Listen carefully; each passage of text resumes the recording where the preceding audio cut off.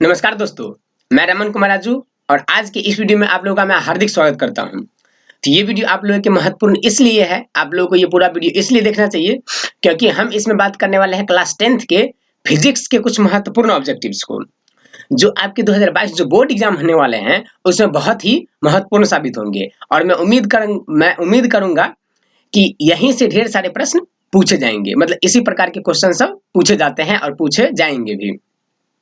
तो बिना समय गंवाए हम लोग सीधा स्टार्ट करते हैं।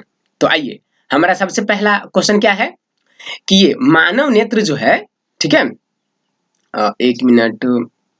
हाँ, पहला क्वेश्चन है आपका कि मानव नेत्र जिस भाग पर किसी वस्तु या का प्रतिबिंब बनाता है वह है। देखिए एकदम आसान पर, ये मानव नेत्र जिस भाग पर किसी वस्तु का प्रतिबिंब बनाता है वह क्या है? कॉर्निया, परितारिका या पुतली या फिर दृष्टिपटल। तो आपको याद क्या रखना है कि ये दृष्टिपटल का दो नाम और है। क्या क्या? एक हो जाएगा रेटिना, ठीक है, और दूसरा क्या है इसका दूसरा नाम? दृढ़ पटल, ठीक है। ये आपका तीन नाम हो जाता है इसका, एक दृढ़ पटल, एक रेटिना और एक दृष्टिपटल। इस तीनों में से कोई भी ऑप्शन रहेगा तो आपको इसमें टिक लगाना है। आइए हम लोग क्वेश्चन नंबर 2 पे चलते हैं। 2 नंबर क्वेश्चन है किसी वस्तु का प्रतिबिंब आंख के जिस भाग पर बनता है वह क्या है? कॉर्निया, रेटिना, पुतली या आइरिस। तो अभी हमने बताया है क्या होगा आपका? रेटिना, ठीक है। क्वेश्चन नंबर 3 की ओर चलते हैं। तो क्वेश्चन नंबर 3 आपका कुछ ये है कि मानव नेत्र में किस प्रकार का लेंस पाया जाता है? उत्तल, अवतल या ये वलयाकार या फिर बाइफोकल। देखिए क्वेश्चन कब पूछा गया है? 2016 में ये क्वेश्चन पूछा गया है ना। तो अब यहाँ पर क्या हो जाएगा आपका इसका आंसर? मानव नेत्र में किस प्रकार का लेंस पाया जाता है? तो इसका आंसर होगा क्या आपका? उत्तल, ठीक है। उत्तल में आप लोग टिक लगाएंगे। उसके बाद है 4 नंबर में कि स्पेक्ट्रम प्राप्त करने के लिए किसका उपयोग होता है? कांच की सिल्ली या अवतल दर्पण या उत्तल लेंस या प्रिज्म। तो इसका आंसर क्या हो जाएगा आपका?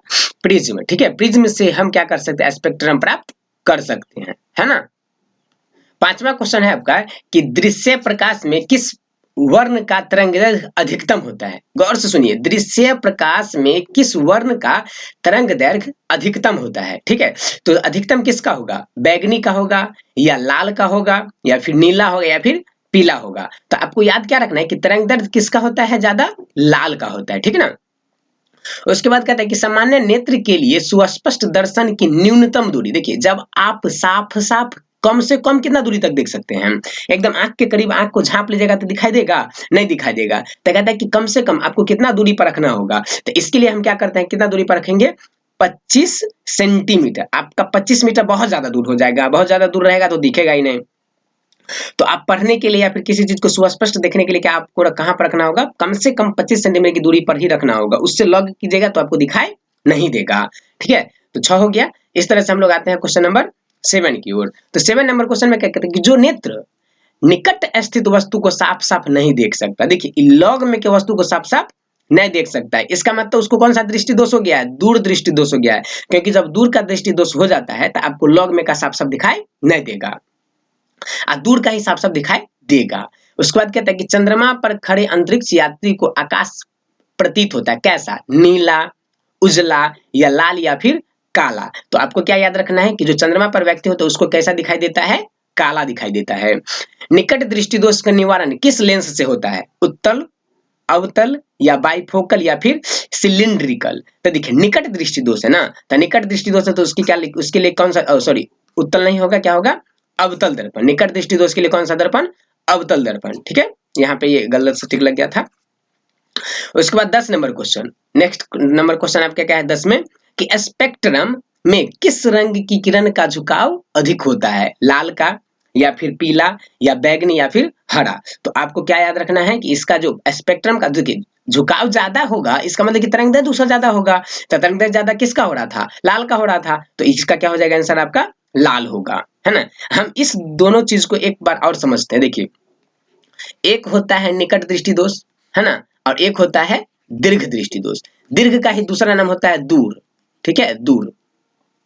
तो आपका जो निकट दृष्टि दोष है ना, तो निकट दृष्टि दोष देखिए आसान लिखा हुआ एकदम, न हर्षिका नी कट निकट और दो दीर्घ कर दी और घ के ऊपर ये थोड़ा सा भारी लिखा हुआ है और ये निकट आसान लिखा हुआ है। तो निकट आसान के लिए कौन सा होगा? अवतल, क्योंकि अवतल आसान लिखा था, एकदम हौला होता है। और दीर्घ के लिए क्या होगा? भारी, भारी वाला का भारी वाला।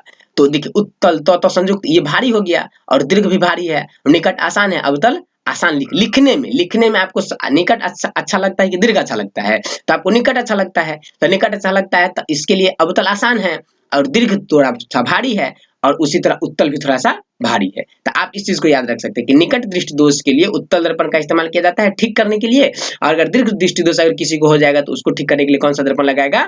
उत्तल दर्पण लगाएगा। ठीक है, तो हम उम्मीद करते हैं कि इस दोनों बात को आप लोग समझ गए होंगे। हम लोग चलते हैं अब क्वेश्चन नंबर 11 की ओर। तो 11 नंबर क्वेश्चन आपका कुछ इस तरह से कहता है, क्या?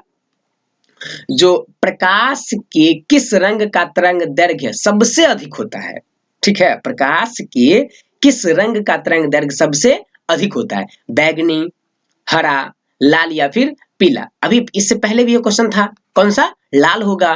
किस दृष्टि दोष को अवतल और उत्तल दोनों लेंसों से बने द्विफोक्सी लेंस का संशोधित किया जा सकता है? तो निकट दृष्टि दोष, दीर्घ दृष्टि दोष या फिर जरा दूरदर्शिता या फिर मोतियाबिंद? तो देखिए निकट के लिए तो अवतल चाहिए, दीर्घ के लिए उत्तल चाहिए, जरा दूरदृष्टिता के लिए हम क्या करते हैं? दुन्नु लगाते हैं। मतलब कि अवतलो लेंस रहता है और उत्तलो लेंस रहता है, मतलब दोनों चश्मा में दोनों का दोनों लेंस लगा हुआ होता है। क्वेश्चन नंबर 13 आपका कहता है कि जब सूर्य का प्रकाश वायुमंडल से गुजरता है तो वायु के सूक्ष्म कण किस रंग के प्रकाश को अधिक प्रबलता से प्रकीर्ण करते हैं? तो इसका आंसर हो जाएगा क्या आपका? नीला। ठीक है, इसका आंसर नीला। एक स्वस्थ आंख की दूरी बिंदु होता है, दूरी मतलब देखिए सबसे दूर तक वो कहां तक देख सकता है? गौर से कीजिए, आप लॉग का ना 25 सेंटीमीटर से लॉग का नहीं देख सकते, लेकिन दूर का कहां से देख सकते हैं? तो अनंत तक। आप आसमान को नहीं देख सकते हैं? बिल्कुल देख सकते हैं पूरा आसमान को। तो इसका आंसर क्या हो जाएगा आपका? ये अनंत। ठीक है, अब 15 नंबर क्वेश्चन आपका कह रहा है क्या? ये देखिए 15 नंबर क्वेश्चन है कि मानव नेत्र जिस भाग पर किसी वस्तु का प्रतिबिंब बनाता है, इससे पहले भी हम लोग पढ़ चुके हैं, तो वही ऑप्शन को चेंज किया, कॉर्निया नहीं होगा, परितारिका नहीं होगा, पुतली, और यहाँ क्या है? दृष्टि पटल। हम आपको बताए थे कि दृष्टि पटल भी बोलते हैं, उसको रेटिना भी बोलते हैं, उसको दृढ़ पटल भी बोलते हैं, है ना? ये तीनों चीज बोलते हैं। तीनों में से कौन ऑप्शन रहेगा आपको टिक लगा देना है। हम एकदम वीवीआई क्वेश्चन है, ये एकदम वीवीआई क्वेश्चन है, ये आपको पूछेगा। ऐसा क्वेश्चन कई बार पूछा गया और ये आपको पूछेगा भी। 16 नंबर क्वेश्चन है कि मानव नेत्र अभिनेत्र लेंस की फोकस दूरी समायोजित कर विभिन्न दूरियों पर रखी वस्तुओं को फोकसित कर सकता है। ऐसा हो पाने का कारण क्या है? जरा दूरदर्शिता, समंजन या निकट दृष्टि दोष या फिर दीर्घ दृष्टि दोष? तो इसका क्या हो जाएगा आपका? समंजन। ठीक है, समंजन ऐसा क्षमता है ना जिसके कारण से आप लॉग का भी वस्तु देख लेते हैं और दूर का भी वस्तु देख लेते हैं, है ना? उसके बाद कहता है श्वेत प्रकाश कितने रंगों के मेल से बना होता है? ये एकदम आसान क्वेश्चन है, इसका आंसर क्या होगा? 7। मतलब इसकी जो उजला रंग होता है ना, उजला प्रकाश आपका 7 रंगों का मिश्रण होता है, 7 रंगों का मिश्रण होता है। हम लोग चलते हैं 18 नंबर क्वेश्चन पे कि नेत्र लेंस की फोकस दूरी कम हो जाने से कौन सा दृष्टि दोष होता है? निकट दृष्टि दोष, दूर दृष्टि दोष या जरा दूरदर्शिता, या इनमें से कोई नहीं। देखिए उसका फोकस दूरी क्या हो जाएगा? निकट दृष्टि फोकस दूरी क्या हो जाता है? कम हो जाता है। तो जब फोकस दूरी कम हो जाता है ना, तो उसको कौन सा दोष हो जाएगा? निकट दृष्टि दोष हो जाएगा। 19 में क्या है? एक एंगस्ट्रम का नाम क्या है? एक एंगस्ट्रम का नाम क्या है? तो देखिए 10 का पावर -10 होता है इसमें क्या हो जाएगा? 10 का पावर -10 मीटर। ठीक है, आपको ये याद रखना है, 1 angstrom equal to 10 to the power -10 metre. ठीक है, क्वेश्चन नंबर 20 है हम लोगों का क्या कि अभिनेत्र लेंस की फोकस दूरी में परिवर्तन किया जाता है परितारिका द्वारा, पुतली द्वारा, दृष्टि पटल द्वारा या पक्षमाभी पेशियों द्वारा? बिल्कुल, पक्षमाभी पेशियों द्वारा जो फोकस दूरी होता है नेत्र लेंस का, उसको कम बेसी घटाया और बढ़ाया जाता है। ठीक है, तो इस वीडियो में हम लोगों ने टोटल 20 क्वेश्चन को देखा है। हम लोग 21 अगले नेक्स्ट वीडियो में देखेंगे। तो अब वीडियो आप लोग पूरा देखें, इसके लिए आप लोग का बहुत बहुत धन्यवाद। हम क्या करते हैं, अब आप लोग नेक्स्ट वीडियो में 21 से 40 तक का क्वेश्चंस लेकर के आएंगे। तो प्लीज वीडियो को लाइक करिएगा, जिससे हम जब भी वीडियो डालेंगे आप मतलब इस चैनल पर, तो आपको नोटिफिकेशन मिलता रहेगा और आप आसानी से वहां से सबसे पहले वीडियो को आप देख सकते हैं। तो वीडियो को लाइक कीजिए, शेयर कीजिए और सब्सक्राइब करके बेल आइकन को दबा दीजिए। मिलते हैं हम लोग फिर अगले वीडियो में। ठीक है, जय हिंद, जय भारत।